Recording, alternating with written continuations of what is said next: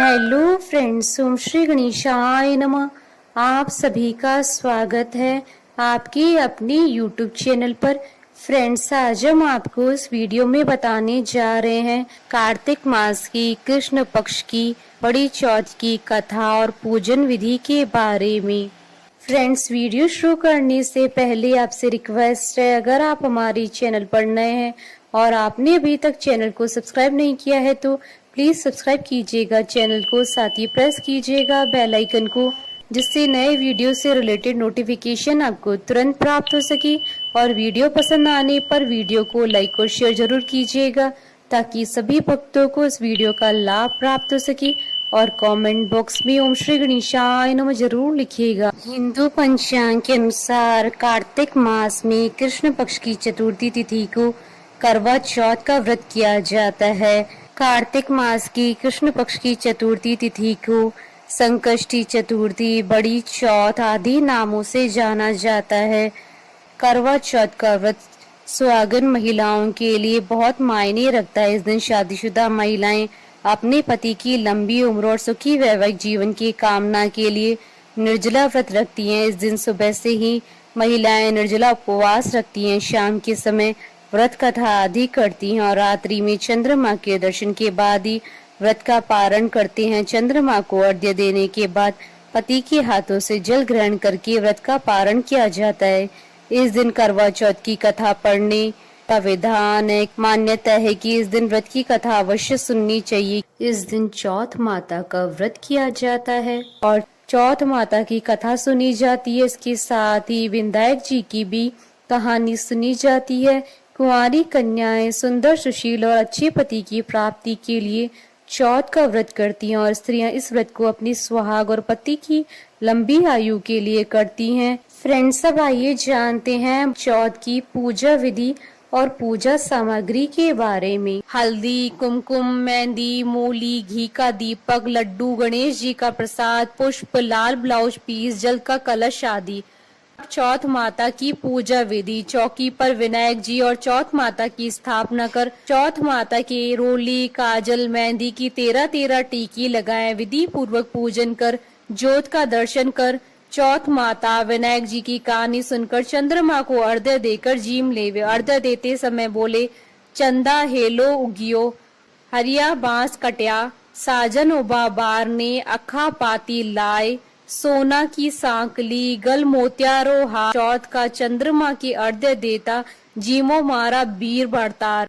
Friends, अब आइए प्रारंभ करें करवा चौथ की कथा। एक साहूकार के 7 बेटे और एक बेटी थी। बेटी का नाम करवा था और वह बेटी अपने सातों भाइयों की बहुत लाडली बहन थी। भाई बहन हमेशा एक साथ ही भोजन करते थे। जब कार्तिक की चौथ आई तो बहन ने करवा चौथ का व्रत रखा। जब सातों भाई खाना खाने बैठे तो बहन को भी खाना खाने के लिए बुलाने लगे। इस पर उनकी माँ ने कहा कि आज इसका तो करवा चौथ का व्रत है और जब रात में चांद निकलेगा तब यह अर्घ्य देकर खाना खाएगी। इस पर भाइयों ने दूर जंगल में आग जला दी और छलनी में से बहन को चांद दिखा दिया। बहन अर्घ्य देने लगी तो उसने अपनी भाभियों को भी बुलाया, तुम भी अर्घ्य दे दो। लेकिन भाभियां कहने लगी कि ये चांद तो तेरे लिए निकला है, हमारे लिए नहीं, इसलिए तुम ही अर्घ्य दे दो। उसके बाद वह अर्घ्य देकर अपने भाइयों के साथ भोजन करने बैठ गई। बहन ने जैसे ही पहला टुकड़ा तोड़ा तो उसके ससुराल से बुलावा आ गया कि उसका पति बीमार है। लड़की की माँ ने लड़की को कपड़े पहनाने के लिए जैसे ही संदूक खोला तो सफेद कपड़ा ही हाथ आया और 3-4 बार संदूक खोलने पर भी सफेद कपड़े ही सामने आए तो उसने वही पहनाकर जल्दी से भेज दिया और जाने से पहले उसे एक सोने का सिक्का देते हुए बोली कि रास्ते में सभी के पैर पड़ती जाना और जो तुम्हें सुहागन होने का आशीष दे उसे ये सिक्का दे देना। रास्ते में किसी ने भी उसे सुहागन होने का आशीर्वाद नहीं दिया। सभी ने यही कहा कि ठंडी हो, शील हो, सब्र करने वाली हो, अपने भाइयों की बहन हो, भाइयों का सुख देखने वाली हो। जब वह ससुराल के दरवाजे पर पहुंची तो उसकी छोटी ननद मिली। बहन ने उसके भी पैर छू लिए, जिस पर ननद ने कहा, सीली हो, तुझे पूत हो, तुझे बेटे हो और मेरे भाई को सुख देने वाली हो। यह सुनते ही बहन ने सोने का सिक्का अपनी ननद को दे दिया और अपने पल्ले में गांठ बांध ली। अंदर जाने पर उसकी सास ने कहा कि ऊपर कोठरी है, वहां जाकर बैठ। और जब वह ऊपर गई तो उसने देखा कि उसका पति मरा पड़ा है। पति को लेकर वह वहीं पर पड़ी रही और अपने मृत पति की सेवा करती रही। उसकी सास दास दासियों के हाथ बची कुची रोटी बेच देती थी। इस पर अपने पति की सेवा करते हुए उसे 1 साल हो गया। करवा चौथ का व्रत फिर से आया। सभी सुहागिन स्त्रियों ने नहा धोकर करवा चौथ का व्रत रखा, सिर धोया, हाथों में मेहंदी लगाई, 16 श्रृंगार किए। सभी ने सुहाग के नाम की नई चूड़ियां पहनी। बहन यह जब देखती है कि एक पड़ोसन ने कहा कि तू भी करवा चौथ का व्रत कर ले, तब वह बोली कि मैं कैसे व्रत करूं। इस पर पड़ोसन बोली कि चौथ माता सब कुछ ठीक कर देंगी। पड़ोसन के कहने पर उसने भी यह व्रत रख लिया। कुछ देर में करवे बेचने वाली आई और आवाज लगाने लगी कि करवा ले लो भाइयों की प्यारी, करवा ले लो, दिन में चांद उगाने वाली, करवा ले लो, ज्यादा भूख की मारी, करवा ले लो। बहू ने आवाज लगाई कि ए करवे वाली, मुझे भी करवा दे दो। इस पर वह बोली कि मेरी दूसरी बहन आएगी, वह तुझे करवा देगी। दूसरी बहन आई तो वह आवाज लगाने लगी, करवा ले लो भाइयों की प्यारी, करवा ले लो, दिन में चांद उगवाने वाली, करवा ले लो, ज्यादा भूख की मारी, करवा ले लो। बहू ने आवाज लगाई कि ए करवे वाली, मुझे भी करवा दे जा। इस पर वह बोली कि मेरी दूसरी बहन आएगी, वह तुझे करवा देगी। इस तरह से 5 बहनें आई। सभी ने यही कहा कि मेरी बहन करवा देगी। अब छठी बहन ने करवों के लिए आवाज लगाई तो उसने कहा कि हमारी 7वीं बहन आएगी, तुम उससे करवा लेना। तुम उसके रास्ते में कांटे बिखेर देना, उसके पैर में कांटा चुभ जाएगा, जिससे वह बहुत चिल्लाएगी तो तुम सुई लेकर उसका पैर पकड़कर जबरदस्ती कांटा निकाल देना। जब वह तुम्हें आशीर्वाद देने लगे तो तुम उससे करवा मांग लेना। करवे लेकर तुम व्रत का उद्यापन करना, जिससे तुम्हारा पति ठीक हो जाएगा। उसकी सारी बातें सुनकर उसने वैसा ही किया और कांटा चुभने पर उसे निकाल भी दिया, जिससे उसने बहू को बहुत आशीर्वाद दिया। बहू ने उसके पैर पकड़ लिए और कहा कि आपने मुझे आशीर्वाद दिया है तो मुझे करवे भी देकर जाओ। करवे वाली बोली कि तुमने तो मुझे ठग ही लिया।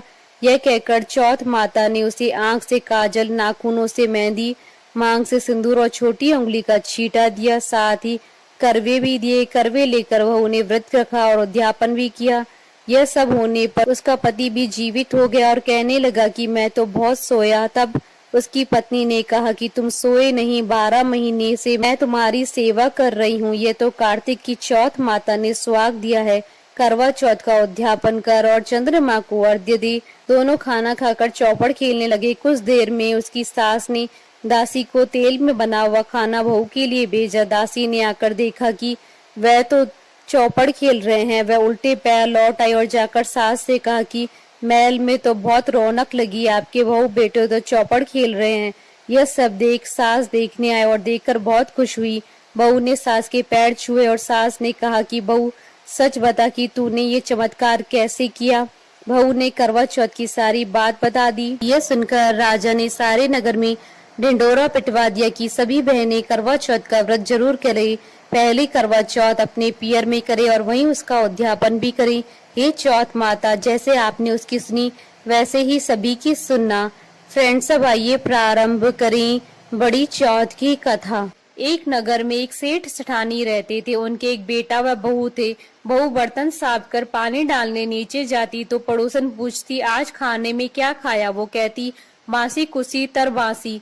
एक दिन जब वह बर्तन साफ कर पानी फेंकने गई तो रोजाना की तरह पड़ोसन ने पूछा आज खाने में क्या खाया, तो उसने वही रोज वाला जवाब दिया, बासी कुसी तरबासी।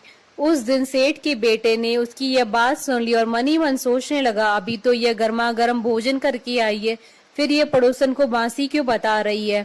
दूसरे दिन उसने अपनी माँ से कहकर खीर खांड का भोजन बनवाया। माँ व बेटा बहू ने साथ में बैठकर प्रसन्नता से भोजन किया।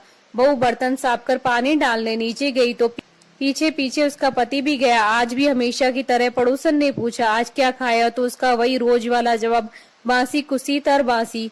उसकी पति को बहुत गुस्सा आया। रात्रि होने का इंतजार करने लगा। जब रात्रि में पत्नी कमरे में आई, हाथ पकड़कर बोला मेरे सामने खीर खांड के भोजन करके आई है, फिर पड़ोसन को बासी भोजन क्यों बताया। तब वह मुस्कुराकर बोली कि यह आपके पूर्वजों की कमाई है, धन ना आपने कमाया है ना आपके पिताजी ने। तो हुई ना यह बांसी। यह सुनकर उसने परदेश जाने का विचार कर सुबह उठकर माँ से बोला, माँ मैं कमाने के लिए परदेश जाऊंगा। माँ ने कहा, अपने पास बहुत धन है, तुझे परदेश जाने की क्या आवश्यकता है। लेकिन वह नहीं माना और माँ की आज्ञा लेकर वह कमाने के लिए परदेश चला गया। वहां उसको एक सेठ की यहाँ नौकरी मिल गई। कुछ समय में ही उसने सारा काम काज संभाल लिया। सेठ का विश्वास पात्र बन गया। सेठ अपना सारा कारोबार उसे सौंपकर तीर्थ यात्रा पर चला गया। इधर सास ने बहू से कह रखा था कि परिंदे का पानी और चूल्हे की आग कभी मत बुझने देना, परंतु एक दिन चूल्हे की आग बुझ गई। बहू पड़ोसन के घर अग्नि लेने गई। उसने देखा कि पड़ोस की औरतें चौथ माता की पूजा कर रही है। उसने पूछा, आप ये किस माता का पूजन कर रही हैं और इस पूजा को करने से क्या फल मिलता है। तब पड़ोसन ने कहा, यह चौथ माता का व्रत है। इस व्रत को करने से स्त्रियों को अखंड सौभाग्य, उत्तम रूप, सुख, गुणवान संतान तथा बिछड़े का मिलन होता है। तब उसने बताया, मेरे पति परदेश गए हैं, मैं भी चौथ माता का व्रत करना चाहती हूँ, पर मेरी सास मुझे घर से बाहर नहीं आने देते, तो मुझे कैसे मालूम चलेगा कि चौथ का व्रत कब आया। तब पड़ोसन ने कहा, बहू तुम रोजाना एक डिब्बिया में एक दाना गेहूं रखते जाना। जब 30 दाने हो जाएं तो उस दिन चौथ माता का व्रत रख लेना और शाम को चौथ विनायक जी का पूजन कर चंद्रमा को अर्घ्य देकर फिर खाना खा लेना। साहूकार की बहू को पड़ोसन के कहे के अनुसार व्रत करते हुए बहुत समय बीत गया। चौथ माता ने सोचा कि यदि इसकी नहीं सुनी तो मुझे मानेगा कौन। तब चौथ माता ने साहूकार के बेटे को स्वप्न में जाकर कहा कि साहूकार का बेटा सो रहा है या जाग रहा है। तो उसने कहा, ना सो रहा हूँ न जाग रहा हूँ, चिंता में हूँ।